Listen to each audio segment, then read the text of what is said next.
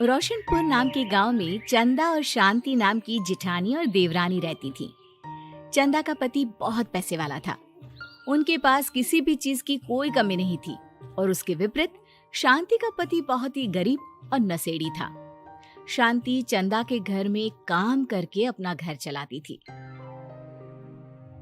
भाभी, घर पर खाने के लिए कुछ भी नहीं है। अगर आप थोड़ा खाना दे पाए तो बहुत मेहरबानी होगी।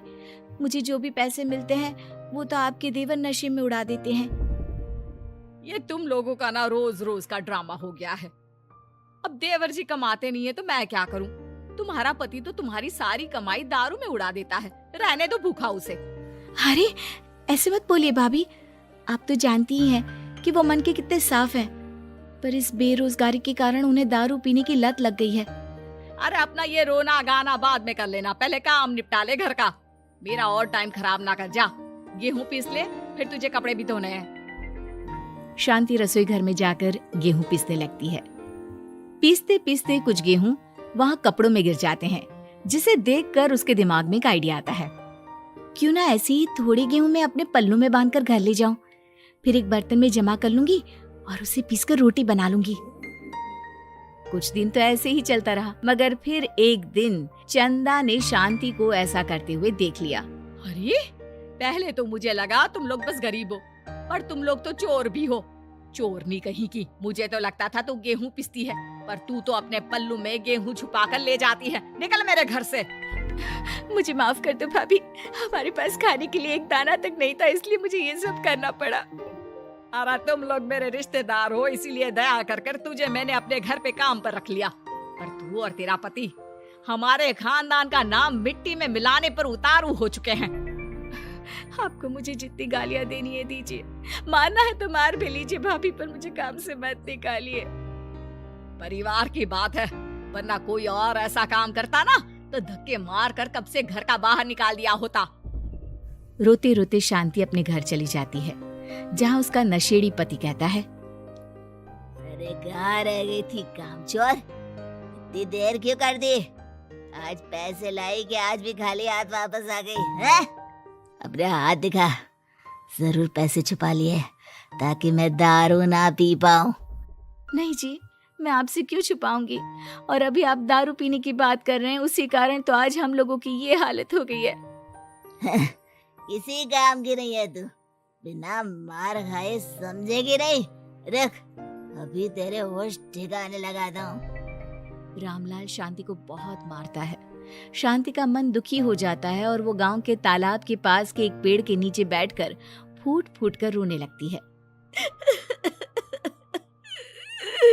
मैंने कभी किसी का बुरा नहीं किया, फिर भी भगवान मेरे साथ ऐसा क्यों कर रहा है? मैं तो रामलाल जी की फिक्र करती हूँ, फिर भी उन्होंने मुझे इतना मारा। तभी उसे एक आवाज सुनाई देती है, रोने की कोई जरूरत नहीं है बेटी, चिंता क्यों करती हो? ये आवाज कहाँ से आ रही है? शांति अपने आसपास देखती है, उसे कोई नहीं दिखता। वो ऊपर देखती है, जहाँ उसे एक छोटी सी परी दिखती है। आप कौन है? आप तो कोई परी लगती हैं। हाँ बेटी, मैं इसी पेड़ पर रहती हूँ। मैंने तुम्हारी सारी बात सुनी। अब तुम्हें फिक्र करने की कोई जरूरत नहीं। अपनी आंखें बंद करो। शांति आंखें बंद करती है और जादुई परी अपनी छड़ी घुमाती है। उसकी छड़ी घुमाते ही पेड़ के सारे पत्ते सुनहरे रंग के हो जाते हैं। परी उनमें से एक पत्ता तोड़ लेती है और फिर से अपनी छड़ी घुमाती है, जिसके कारण सारे पत्ते पहले की तरह साधारण से दिखने लगते हैं। आंखें खोलो बेटा। लो, इस पत्ते को ले जाकर अपने तकिए के नीचे रख देना। ये तो एक साधारण पत्ता है, इससे क्या होगा? ठीक है, अगर आप कहती हैं तो मैं इसे रख लेती हूँ। शांति उस पत्ते को लेकर अपने घर जाती है और अपने कमरे में तकिए के नीचे रखकर सो जाती है। सपने में उसे वही पेड़ वाली जादुई परी दिखाई देती है। बोलो शांति, क्या चाहिए तुम्हें? मैं चाहती हूँ हम बहुत अमीर हो जाए और मेरे पति नशा करना छोड़ दें, उन्हें कोई काम भी मिल जाए। कल जब तुम सुबह नींद से जागोगी, तुम्हारी इच्छा पूरी हो गई होगी। अगली सुबह शांति नींद से जागती है, अपने आसपास का नजारा देखकर चौंक जाती है। उसके बिस्तर पर चारों तरफ सोने चांदी रखे हुए थे। हे भगवान, कहीं मैं सपना तो नहीं देख रही? इतना सारा सोना, वो भी मुझ गरीब के पास। रामलाल जी को बताती हूँ, वो बहुत खुश होंगे। शांति जैसे ही कमरे के बाहर जाती है, वो देखती है कि रामलाल सूट बूट पहने काम के लिए बाहर जा रहा होता है। मुझे शहर में एक नौकरी मिल गई है शांति, मुझे आने में देर हो जाएगी, घर का ध्यान रखना। और इस तरह शांति बहुत अच्छा जीवन बिताने लगती है। उसके पास अब किसी भी चीज की कमी नहीं रह जाती। रातों रात शांति के पास आए इतने पैसों को देखकर उसकी जिठानी उससे पूछती है, अरे क्यों रे शांति, कहीं बड़ा हाथ मारा है क्या? अचानक तुम लोगों के पास इतना पैसा कैसे आ गया? नहीं नहीं भाभी, ये सब तो जादुई परी के दिए हुए पत्ते का कमाल है। शांति जादुई पत्ते के बारे में सारी बात चंदा को बताती है, जिसे सुनकर चंदा के मन में लालच आ जाता है और वो झूठ मूठ रोते हुए उसी पेड़ के नीचे जाती है जहाँ उसकी रोने की आवाज सुनकर जादुई परी कहती है, क्या हुआ बेटा, क्यों रो रही हो? मैं बहुत गरीब हूँ, मेरे पति मुझे बहुत मारते हैं, अब मैं जीना नहीं चाहती। चिंता मत करो बेटा, अपनी आंखें बंद करो। जादुई परी चंदा को भी उसी पेड़ का एक पत्ता देती है और तकिए के नीचे रखने को कहती है।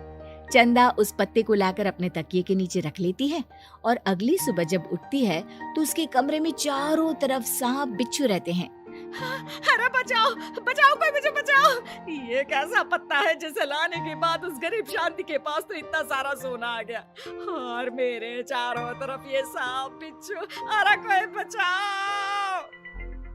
चंदा अपनी जान बचाती हुई शांति के पास जाती है। चलिए भाभी, मुझे लगता है आपके घर में सांप बिच्छू को बस जादुई परी ही हटा सकती है।